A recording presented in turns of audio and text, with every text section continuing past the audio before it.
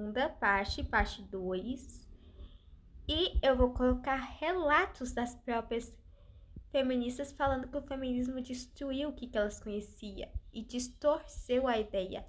E que algumas causas que elas mesmas lutaram estavam erradas. Totalmente erradas. Mas, Jordana, você tá falando isso, você é mulher.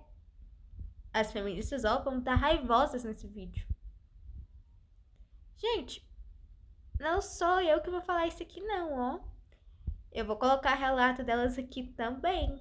Elas vão explicar melhor pra vocês. O que a cultura York faz com a cabecinha de vocês? E o que vocês estão aceitando sem saber as consequências? Vocês decidem abraçar as causas, mas não sabem a história por trás e não sabem a história completa. E não sabem a história profundamente também. E o contexto da história. Bom, vou deixar o vídeo delas aqui e me despeço com vocês. Tchau, porque agora eu vou colocar o relato delas para vocês. Fiquem atentos. Do que a realidade que me cercava, porque existiu vários momentos em que eu olhava para os meus colegas e eu achava a galera muito louca, assim, tipo, meu, o que vocês estão falando? Não tem nada a ver isso. E por que você deixou de ser feminista? Essa pergunta é boa, hein? Essa é uma pergunta boa. Eu já vi vídeos, gente, por isso que eu já separei essa pergunta. O ponto principal é que eu tinha a promessa do feminismo. Então, assim, na época eu estava no meu segundo ano de mestrado. Eu trabalhava com uma coisa que eu gostava muito. Eu trabalhava na época em habitacionais. E é um trabalho que eu gosto muito. Até hoje eu gosto muito, assim. Então, enfim, eu dava assistência social para as pessoas que estavam no habitacional, resolvia problemas. Ali era bem legal o trabalho. Inclusive, eu participei daquele processo que aconteceu lá em Maceió com a Braskem. A Braskem destruiu a cidade, foi um puta de um BO. E aí as pessoas precisaram ser realocadas por uma questão de segurança mesmo. As casas iam cair em cima das pessoas. Então, assim, por uma questão de segurança, a gente precisou realocá-las. Eu não trabalhava para a Braskem, eu trabalhava para uma empresa que era contratada do projeto, uma empresa social, que era contratada do projeto de realocação. E aí foi exatamente nesse momento. Eu trabalhava nessa empresa, eu gostava muito do trabalho, era um trabalho assim, importante, tá? Um trabalho pesado, inclusive. Eu via todo dia gente chorando e tal. Era uma coisa. Imagina, sair da casa, né? Ninguém. Imagina, você criou seus filhos ali, o bairro que você esteve. Então, assim, muito pesado. Era um trabalho bem pesado, assim. Mas eu gostava de fazer aquele trabalho, eu gostava de estar ali, gostava de ajudar da forma como eu conseguia, né? Dar assistência da forma como eu conseguia para aquelas pessoas, embora o momento fosse muito difícil para elas. E aí eu estava nesse momento, e aí foi quando eu vi que eu tinha toda a promessa do feminismo, mas eu não tinha a felicidade que o feminismo me prometia. Eu não me sentia plena, feliz, uhul. Eu não me sentia dessa forma. E aí eu comecei a pensar de que, olha, de repente se eu fosse uma pessoa casada, de repente se eu tivesse uma família, que o feminismo diz que é tão nocivo para a mulher, né? Ele fala que não é pra gente ser mãe, porque tem feministas bem radicais que falam, por exemplo, que o marido oprime a mulher, o marido oprime a sua própria esposa só por ser o marido dela. É uma coisa bizarra. E que a maternidade oprime a mulher, enfim. E eu falei, ó, eu não acho que é bem por aí. Eu gostaria, eu quero isso, eu quero isso pra minha vida. Quando eu falava isso para as minhas colegas de trabalho, para as minhas amigas ali da época, parecia que eu tinha dito o seguinte: eu vou descer aqui na Avenida Paulista com uma faca e vou esfaquear todo mundo que aparecer na minha frente. Porque a reação delas era como se eu tivesse dito uma coisa muito absurda. Então, assim, era completamente bizarro. E aí eu comecei a notar que o movimento feminista que dizia que eu seria livre e tal, e aquela coisa toda, quando eu contrariava ele não era tão livre assim comigo. Ele pesava, a bota dele pesava no meu pescoço. Então, o primeiro indício foi esse, assim, foi enxergar no meu dia a dia essa contradição gritante, essa hipocrisia gritante das feministas que estavam junto comigo. Então, o primeiro ponto foi esse. Depois disso, e eu já era assim, 50 tons à esquerda, eu brinco. Então, assim, eu já não era assim tão esquerda. Eu já tinha muitas discordâncias com a esquerda. Mas muitas mesmo. E aí, um belo dia, eu falei, cara, será que essas pessoas que eu acho que são fascistas, genocidas, será que elas são mesmo? São tão ruins assim, né? Foi essa a minha pergunta. Será que essas pessoas são tão ruins assim? Porque, cara, são pessoas. Será que elas são mesmo? O seu João aqui da mercearia, Foi tá isso. certo que ele é grosseiro, né? Mas espera lá, será que... ele é tão ruim assim, a pessoa tão ruim, né? Foi exatamente Ele isso. é tão amoroso com a netinha dele. Pois é, mas você foi no ponto, foi exatamente isso. Espera lá, mas será que essas pessoas são mesmo isso? E aí eu conheci o professor Denis, que é essa página no Instagram. Hoje em dia eu tenho a alegria de chamá-lo de amigo.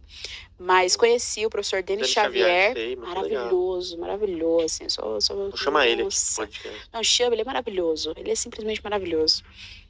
Tive a felicidade de conhecer a página dele e assim, eu maratonava Denis Xavier. Na época, inclusive, aí depois veio a época da pandemia, aquela coisa toda, o Denis abria live de madrugada. Caramba, de madrugada. Tipo 1h da manhã, 1h e pouca, pra falar de várias coisas, assim. Eu assistia todas as lives, eu adorava. E o Denis é uma pessoa divertidíssima. Assim. Cara, o Denis, ele consegue reunir tudo, né? Ele é um cara inteligentíssimo, assim. Baita do estudioso, intelectual, assim, um professor e tanto, e é um cara divertido. Então eu adorava assistir as lives dele, é engraçado, o jeito que ele fala é engraçado, assim. Às vezes ele fala umas sinceridades, assim, que são muito engraçadas, divertidas e tal. E aí eu comecei a ver aquilo, a consumir aquilo, e aí eu cheguei à conclusão de que, na verdade, a fascista era eu. Que quem defendia as ideias fascistas, quem defendia as ideias totalitárias, era eu.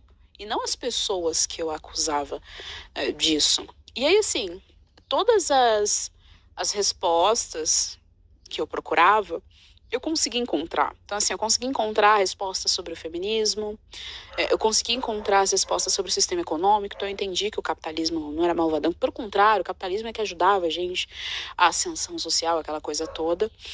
E a única coisa que eu não encontrei dentro da direita, eu encontrei de maneira muito abafada, foi em relação à negritude. Eu só via o professor Paulo Cruz, que também, assim, gigante, e fez e faz um trabalho gigantesco dentro da pauta racial. O professor Paulo Cruz, se eu não me engano, ele é mestre em filosofia, dá aula, tem um trabalho assim espetacular de defesa das liberdades, enfim, da pauta racial. Entende muito, muito, muito da pauta racial. E ele sempre falou, adora André Rebouças, inclusive eu aprendi a gostar de André Rebouças com o professor Paulo Cruz. E assim, eu via só o professor falando e mais ninguém falando a respeito das pautas raciais. E aí foi quando eu comecei também a produzir conteúdo e tal, nesse sentido. Mas o pulo foi esse, o pulo foi sentir na pele que aquele movimento que dizia defender a minha liberdade, na verdade cerceava a minha liberdade toda vez que eu contrariava as ideias do movimento. Então nunca foi pela liberdade. Tipo assim, quando você falava, você apontava algum erro ou alguma discordância, você fala, calma aí, tem que ser pros dois lados. O que o movimento falava? Você sabe que eu sempre peguei muita briga com a esquerda. Mesmo quando eu era esquerda. Muita briga. As minhas amigas íntimas, eu tive a graça de conhecer as minhas 2 melhores amigas na universidade. E nós passamos pelo processo todo. Nós éramos marxistas, depois nós nos convertemos ao catolicismo, somos católicas hoje em dia. E elas sabem disso. Eu pegava muita briga das coisas... De tudo que você pode imaginar. Eu era muito, cara. Dá um exemplo aí pra gente. Eu era muito treteira. Mas muito treteira. Mas muito treteira. De coisas simples, por exemplo. Nós pagávamos uma disciplina muito chata, por sinal, que tinha alguma coisa de sustentabilidade. Puta disciplina chata do cacete. E aí a gente pagava com outras turmas e tal. Quando a gente foi fazer a bendita disciplina, o pobre do professor, eu acho até que esse professor morreu depois, tadinho. Mas o pobre do professor teve um câncer no cérebro, tadinho. E ele teve que se afastar. Então a disciplina ficou aberta. Então o que eles fizeram? Eles fizeram até uma coisa bonita, né? O professor se afastou para não fechar a disciplina. Os outros professores colegas dele davam as aulas. Então a gente tinha uma aula com um professor por semana. Sim. É óbvio que isso ia dar merda. A gente faltava pra cacete. Ninguém quer ir, né? Já sabe. Você acha? Claro Jogada, que né? A gente faltava, assim, de maneira absurda. Porque a disciplina era chata, a gente não tava afim de assistir a disciplina. E não tinha um professor fixo. Então, assim, você não consegue ter uma continuidade. É muito difícil você ter uma continuidade, assim. Porque o professor chega e fala, semana passada vocês viram isso, né? E tá, não sei o quê, mas assim, não foi ele que deu, enfim. Fica legal, né? É uma complicação danada. Mas não era nem culpa deles, coitado, tava ajudando o pobre do outro professor, não é esse o ponto. Que foi aí que começou a briga. Gente, eu reconhecia. E, tipo, não, vai para lá. A responsabilidade é minha. Fui eu que não fui pra aula. Uma amiga, na época, junto com outro rapaz ali da turma, começaram a defender uma tese de que a falta era algo subjetivo. Eu falei, mas Nossa. não tem como. Aí comecei a briga, isso eu comecei na sala de aula. Eu falei, mas pera lá, a não ser que você seja Deus, que é onipresente, não existe a possibilidade. Ou eu estou em um lugar, ou eu não estou em um lugar. É simples, direto e objetivo. E eles começaram a defender que a falta era subjetiva. Não, mas não é bem assim, que às vezes a gente falta, mas é. E aí eu falei, gente, vocês estão loucos. Eles querem, né, distorcer a realidade. A realidade. Então, assim, eu sempre tive esses rompantes. Embora eu fosse marxista na época e tal, eu era muito mais pelas ideias dos livros do que a realidade que me cercava. Porque existiu vários momentos em que eu olhava para os meus colegas e eu achava a galera muito louca, assim, tipo, meu, o que vocês estão falando? Não tem nada a ver isso. Então, assim, eu pegava esse tipo de briga, assim, isso me deu uma briga mesmo, assim, eu passei a semana brigando com o pessoal, falando, não é assim, grupo do WhatsApp, enfim, aquele clima ruim na sala, porque eu falei, meu, vocês estão loucos. A gente pode até tentar conversar com o professor, mas meter que é subjetiva, falta, vocês estão malucos. E você assumiu o seu erro, fala, eu faltei, exatamente. Não, é muito mais fácil eu chegar pro professor e falar, professor, você tem razão, eu errei, eu não devia ter faltado, eu fui responsável. Tem como a gente tentar resolver? Só pra você ajudar aqui, eu preciso da matéria, eu preciso passar. Muito mais fácil. Então tinha esse tipo de briga boba, assim, dessas coisas burocráticas, e tinha brigas teóricas mesmo. Eu sempre fui muito crítica em relação a muita coisa do marxismo, mas muita coisa do marxismo.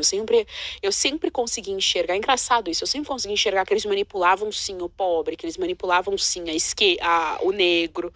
Então, essas críticas que eu faço hoje já eram críticas que eu fazia desde a época que que eu defendia essas ideias. Eu sempre consegui enxergar. Eu nunca fui petista, eu sempre odiei o PT, eu sempre odiei o Lula e sempre achei que ele manipulava todo mundo e tal, que não era bem assim. Então, assim, como eu tinha esses posicionamentos, eu pegava muita briga, assim, era uma briga um dia sim, no outro dia também. Eu brigava com o professor, inclusive, eu já peguei briga com o professor. Eu já peguei briga com os colegas, eu já peguei briga com gente de outra turma, que vez ou outra cruzava e tal, não sei o quê.